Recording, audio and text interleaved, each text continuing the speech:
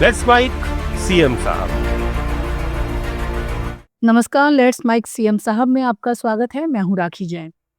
बांकुड़ा में एक जनसभा को संबोधित करते हुए पश्चिम बंगाल की मुख्यमंत्री ममता बनर्जी ने मतदाता सूची को लेकर कड़ा रुख अपनाया। मुख्यमंत्री ने कहा कि यदि एक भी वैध मतदाता का नाम मतदाता सूची से हटाया गया तो उनकी पार्टी दिल्ली और पश्चिम बंगाल दोनों जगह विरोध प्रदर्शन करेगी। ममता बनर्जी ने जोर देकर कहा कि लोकतंत्र में हर नागरिक का मताधिकार सुरक्षित रहना चाहिए और किसी भी तरह की गड़बड़ी को बर्दाश्त नहीं किया जाएगा। আমি একজন ভ্যানিশ কুমারের কথা বলছি, নকল ভ্যানিশ কুমার ঘরে বসে নাম কাটছে এআই দিয়ে।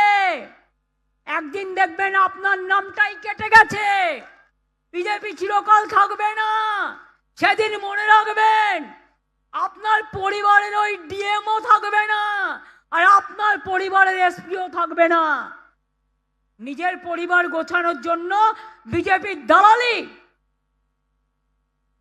আমি আজও বলে যাচ্ছি, একটা ন্যায্য লোকের নাম বাদ দেওয়া যাবে না। আর যদি দেন, আন্দোলন কিন্তু দিল্লিতেও হবে, আন্দোলন কিন্তু বাংলাতেও হবে।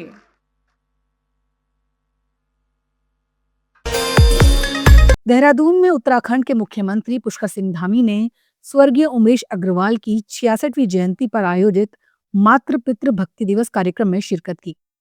मुख्यमंत्री धामी ने कहा कि सनातन संस्कृति में बुजुर्गों का विशेष स्थान है और जो व्यक्ति अपने बड़ों की सेवा करता है उसकी आयु, विद्या और बल में निरंतर वृद्धि होती है। उन्होंने कहा कि प्रधानमंत्री नरेंद्र मोदी के नेतृत्व में वरिष्ठ नागरिकों के सम्मान, सुरक्षा और कल्याण को सर्वोच्च प्राथमिकता दी जा रही है। और हमारी सनातन संस्कृति में अपने वरिष्ठ जनों का स्थान अत्यंत महत्वपूर्ण माना गया है। हमारे शास्त्रों में कहा गया है, अभिवादन शीलस्य नित्यम वृद्धोपसीविनः चत्वारि तस्य वर्धन्ते आयुर्विद्या यशो बलम।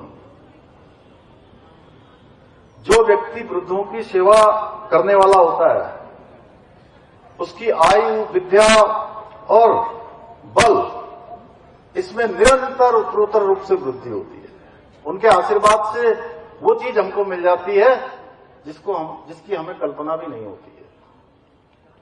आज आदरणीय प्रधानमंत्री श्री नरेंद्र मोदी जी के नेतृत्व में देश के वरिष्ठ नागरिकों के सम्मान के लिए, सुरक्षा के लिए और उनके कल्याण को सर्वोच्च प्राथमिकता दी जा रही है। चाहे वो आज अटल वयोवृद्धा योजना हो, प्रधानमंत्री वय वंदना योजना हो, राष्ट्रीय वयोश्री योजना हो, वरिष्ठ नागरिकों के लिए स्वास्थ्य बीमा योजना और पेंशन योजनाएं जैसी अनेक योजनाएं आज संचालित की जा रही है ताकि हमारे वरिष्ठ नागरिक सुरक्षित, सम्मानित और गरिमापूर्ण जीवन व्यतीत कर सकें। इसलिए आदरणीय प्रधानमंत्री जी ने आयुष्मान भारत योजना के अंतर्गत 70 वर्ष से अधिक आयु के सभी वरिष्ठ नागरिकों को निःशुल्क चिकित्सा सुविधा प्रदान की है।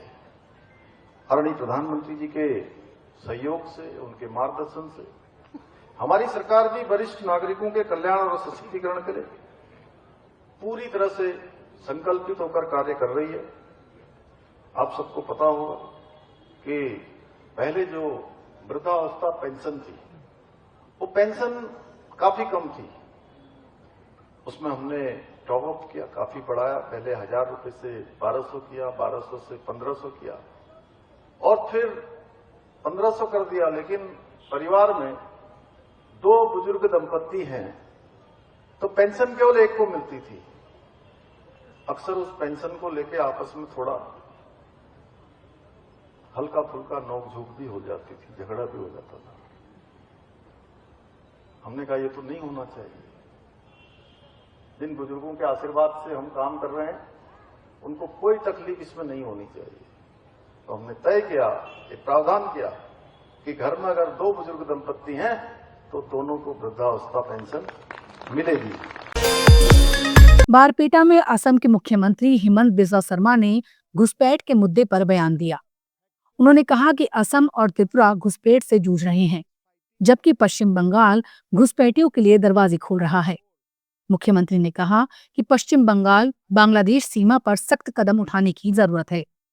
उन्होंने केंद्रीय गृह मंत्री द्वारा प्रस्तावित नेशनल ग्रिड का स्वागत करते हुए कहा, इससे घुसपैठ रोकने में मदद मिलेगी। The infiltration, but the West Bengal at the borders is still open. That is the factual position. While Assam, Tripura is fighting with the infiltration, Bengal is opening door for the infiltrators. I think we must take strong action in West Bengal, Bangladesh border. So does the Union Home Minister also reiterated the I think this national is the factual position. Home Minister has proposed a national grid. We welcome it. पोरवोरिन में गोवा के मुख्यमंत्री प्रमोद सावंत ने राज्य में तीसरे जिले के गठन को लेकर हुई बैठक की जानकारी दी। मुख्यमंत्री ने बताया कि सभी राजनीतिक दलों को बैठक में बुलाया गया और ये तय हुआ कि 4 तालुकाओं को मिलाकर तीसरा जिला बनाया जाएगा। उन्होंने कहा कि योजनाओं के बेहतर क्रियान्वयन और विकास के लिए तीसरा जिला अहम होगा, जिससे ग्रामीण क्षेत्रों तक सरकार की पहुंच और मजबूत होगी।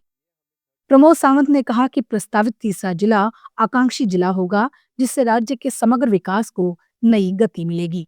बार थर्ड डिस्ट्रिक्ट के ऊपर पूरा डिस्कशन हो चुका।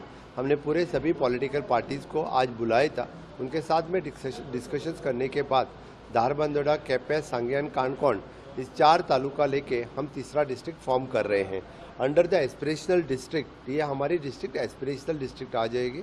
तो गवर्नमेंट ऑफ इंडिया के different schemes, different funds tap करने के लिए भी ये हमें थर्ड डिस्ट्रिक्ट बहुत ज़्यादा मायना रखता है और इससे ज़्यादातर हमारी जो ग्रामीण पॉपुलेशन है इन लोगों तक हम पहुंच सकेंगे। माननीय मोदी जी की जो संकल्पना है कि अंत्योदय तत्व तक काम करे, तो थर्ड डिस्ट्रिक्ट फॉर्म होने के बाद हम एक्चुअल में यानी सब लोगों के पास एडमिनिस्ट्रेशन, केंद्र सरकार की योजना, राज्य सरकार की योजना लोगों के पास पहुंच सकेंगे और this will be our aspirational district in future. This will be the different schemes of the government of India we will definitely implement in the third district और इससे ज़्यादा हमें फंड्स जो है थर्ड डिस्ट्रिक्ट के लिए, बाकी मैं देख रहा था अभी तक डिस्ट्रिक्ट फॉर्म होने के बाद हर एक स्टेट ने जो फंड्स टैप किया है उससे ज़्यादा फंड्स उनको मिलने लगा। अगरतला में त्रिपुरा के मुख्यमंत्री मानिक साहा ने छात्रा एंजेल चकमा की हत्या पर बयान दिया। उन्होंने कहा इस मामले में उन्होंने उत्तराखंड के मुख्यमंत्री पुष्कर सिंह धामी से बात की है, जिन्होंने जानकारी दी कि अब तक 5 आरोपियों को गिरफ्तार किया जा चुका है, जबकि एक आरोपी पर इनाम घोषित किया गया है। मुख्यमंत्री मानिक साहा ने बताया, त्रिपुरा सरकार की ओर से पीड़ित परिवार को 5 लाख की सहायता राशि दी जाएगी। उन्होंने कहा कि सरकार इस दुख की घड़ी में परिवार के साथ खड़ी है और हमने इनके साथ रहेंगे। जो भी समस्या होगा, कोई भी ये लोग हम लोग हेल्प वो चाहते हैं, हम हेल्प करेंगे। लेकिन कुछ विरोधी वाले, इनके पास तो इशू है नहीं है और ये इशू लेके अननेसेसरी हल्ला कर रहे हैं और ये हल्ला ही रहेगा, फायदा नहीं होगा और ये जानबूझकर ये सब कर रहा है। लेकिन ये फैमिली बहुत अच्छी तरह से जानते हैं जो दोनों गवर्नमेंट और केंद्रीय सरकार भी इस मामले में काफी ध्यान दे रहा है ताकि इसको लेके कोई पॉलिटिक्स ना करे। मैं इन लोगों को ये कहूंगा, देखिए डेड बॉडी को लेके कभी भी इस तरह पॉलिटिक्स नहीं करना चाहिए। अभी इनके साथ रहना चाहिए, परिवार के साथ रहना चाहिए उनका, और जितना दुख हम लोग बांट सकते हैं, दुख सुख बांट सकते हैं उनका इस दुख के दौरान, तो इतना ही अच्छा रहेगा। और हमने तो कहा है कि इनका जो आत्मा का शांति वो जहाँ भी है, आत्मा को शांति के लिए हम लोग भगवान से प्रार्थना किए। उनके फैमिली को मैं ये भगवान से प्रार्थना करता हूँ। जो ये यंग बॉय MBA कर रहे थे, अबाउट फाइनल ईयर जो सुना है, तो बहुत ही क्या बोलूँ, जितना वर्ड हम अभी यूज करेंगे इतना ही कम होंगे। हम इनके साथ है और इसको लेके भाई प्लीज, मैं विरोधी को बताता हूं, कांग्रेस और जो भी है नेशनली भी बहुत पॉलिटिक्स कर रहे हैं। माननीय प्रधानमंत्री जी आप देखते हैं हर चीज में इतना सेंसिटिव है कोई भी चीज, तो ये हमेशा उन्होंने ये सब चीज को कभी भी पॉलिटिकलाइज ना करने के लिए हमेशा बोलते रहते हैं। मैं भी कहना चाहूंगा ये पॉलिटिकलाइज मत करो, अभी ये टाइम नहीं है, अभी इनके साथ रहना चाहिए। और ये नॉर्थ ईस्ट का जो है ये इशू लेके अननेसेसरी ये मैंने क्या बोलूं, जो टारबिट वाटर में फिश पकड़ने का ये लोग कोशिश है। लेट्स माइक सीएम साहब में फिलहाल इतना ही। देखते रहिए, सुनते रहिए लेट्स माइक। नमस्कार। आप सुन रहे थे let's make more than radio. Follow कीजिए हमें हमारे सोशल मीडिया प्लेटफॉर्म्स पर।